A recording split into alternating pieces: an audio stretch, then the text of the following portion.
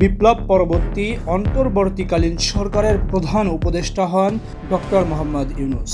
নানামুখী challenge সত্ত্বেও নতুন বাংলাদেশ গড়ার এবং যুবকদের স্বপ্নের সারথি হওয়ার জন্য বিদেশ থেকে ফিরে আসেন এই স্বপ্নের ফিরেওয়ালা। 24 সেপ্টেম্বর জাতিসংঘের ৭৯তম সাধারণ অধিবেশনে যোগ দিতে যুক্তরাষ্ট্রের নিউ ইয়র্কের উদ্দেশ্যে গত ৩ দশকের মধ্যে সবচেয়ে কম সফরসঙ্গী নিয়ে কাতার এয়ারলাইন্সের একটি বাণিজ্যিক ফ্লাইটে রওনা দেন। জাতিসংঘের সাধারণ পরিষদের অধিবেশনের ফাঁকে যুক্তরাষ্ট্রের প্রেসিডেন্টের সাথে কোনো দেশের শীর্ষ নেতার দ্বিপক্ষীয় বৈঠকের তেমন কোনো নজির নেই। বাংলাদেশের ক্ষেত্রে এমন বৈঠক বিরল।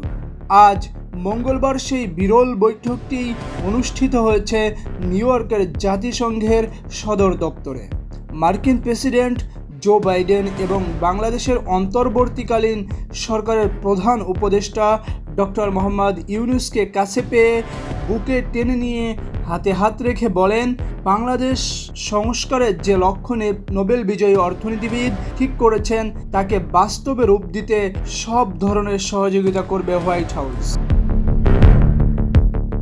প্রধান উপদেষ্টার প্রেস উইং থেকে জানানো হয়েছে, বৈঠকে ডক্টর ইউনূস বিগত সরকারের আমলে সব ধরনের নিপীড়নের বিরুদ্ধে শিক্ষার্থীদের সাহসী ভূমিকা ও বাংলাদেশ পুনর্গঠনে তাদের গুরুত্বপূর্ণ অবদানের কথা জানান জো বাইডেনকে।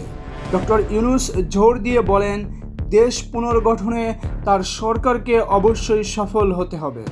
এ সময় মার্কিন প্রেসিডেন্ট বাইডেন যে কোনো সাহায্যে বাংলাদেশ সরকারের পাশে থাকার আশ্বাস দিয়ে বলেন, শিক্ষার্থীরা যদি দেশের জন্য এত ত্যাগ স্বীকার করতে পারেন তাহলে তাদেরও যুক্তরাষ্ট্র সরকার পূর্ণ সমর্থন করা উচিত। যুক্তরাষ্ট্রে কাজ করা সাবেক একাধিক কূটনৈতিকের মতে, চিরাচরিত নিয়ম ভেঙে মার্কিন প্রেসিডেন্টের সঙ্গে বাংলাদেশের অন্তর্বর্তী সরকারের প্রধান উপদেষ্টার বৈঠক প্রতীকী অর্থে খুবই গুরুত্বপূর্ণ। সংক্ষিপ্ত হলেও দুই নেতার বৈঠক এই বার্তাই দিচ্ছে যে বাংলাদেশের বর্তমান প্রশাসনকে সর্বাত্মক সহযোগিতা করতে প্রস্তুত হোয়াইট হাউস। ৩ দশকে জাতিসংঘের অধিবেশনের ফাঁকে বাংলাদেশের কোনো শীর্ষ নেতার সাথে যুক্তরাষ্ট্রের কোনো প্রেসিডেন্টের বৈঠক হয়নি।